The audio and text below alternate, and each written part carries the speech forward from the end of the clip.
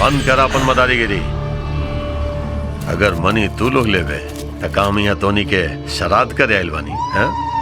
अपन वादा मत बोल। अगर हमार इरादा बदल गई ना तो ना बीन बजावे लायक रहे नहीं मनी उठावे लायक रहे। चल। हे भोलेनाथ, बिना मणि के हमार मित्र शक्तिहीन हो गई बाड़े। मणि पाके स्वार्थी लोग मनुष्य जाति की हानि पहुंचा सकेले, उनकर विनाश कर सकेले। यही से हमरा के शक्ति दी परमेश्वर कि हम ये पापी लालची दुष्ट लोगन से मणि वापस लाके अपना मित्र के शक्ति वापस कर सकी। शक्ति दी भोलेनाथ, हमरा के शक्ति दी।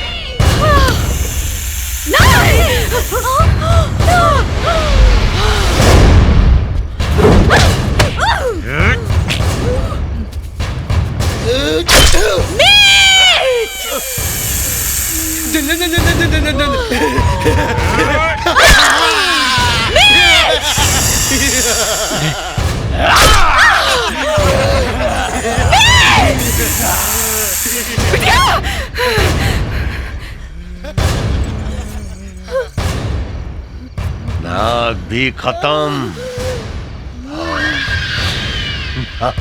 गिन भी खत्म।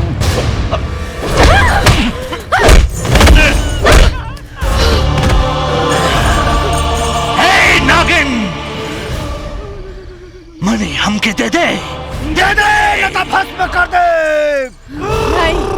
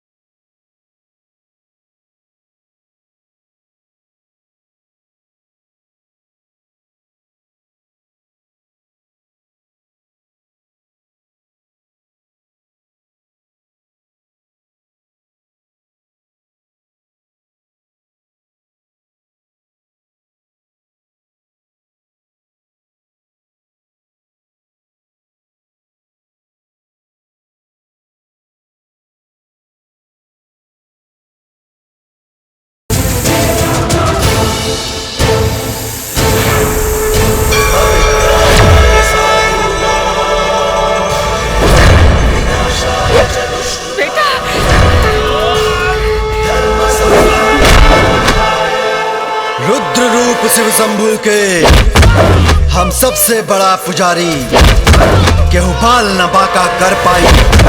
हम हैं इच्छाधारी।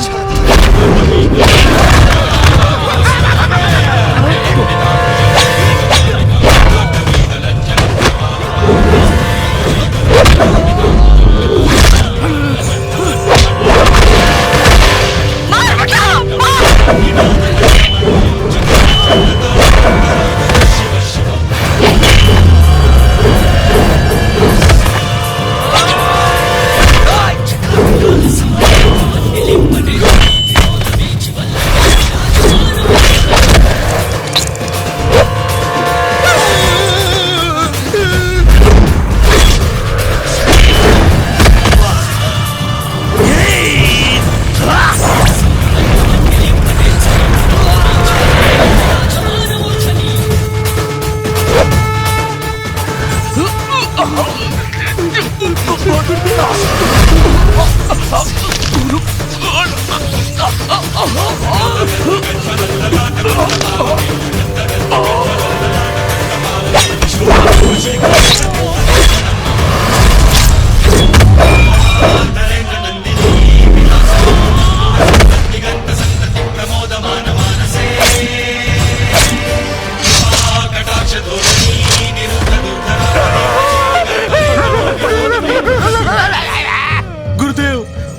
हमने के रहुआ के बदला जरूर ले हम।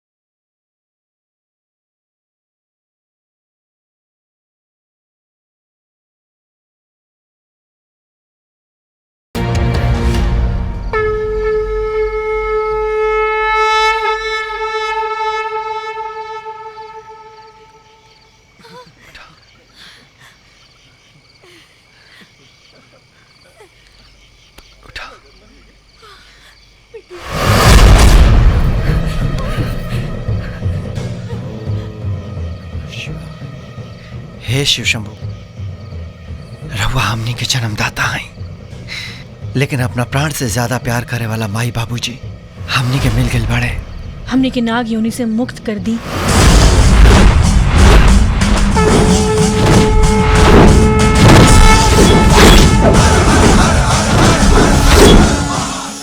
हे त्रिपुरारी, रहुआ ये मड़ी वापस ले ली और हमनी के मनुष्य जीवन जिए खातिर आशीर्वाद दें।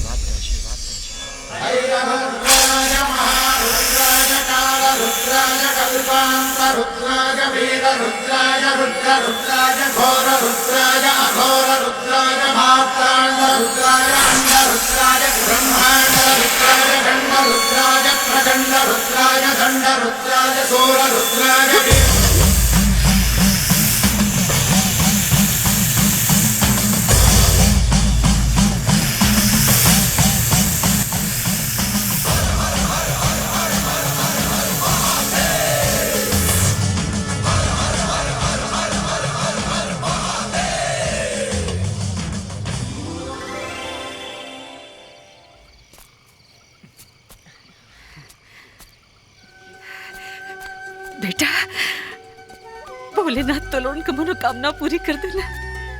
नाग योनि से तो लोग की मुक्ति मिल गई बेटा।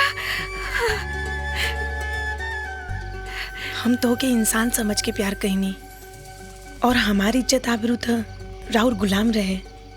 जब चाहती धूल में मिला देती। इंसान के रूप में जानवर के तो देखले रहनी, लेकिन पहली बार हम जानवर के रूप में इंसान की दिखनिया। देवता के नाम सुनले रहनी, लेकिन आज साक्षात दर्शन हो गई।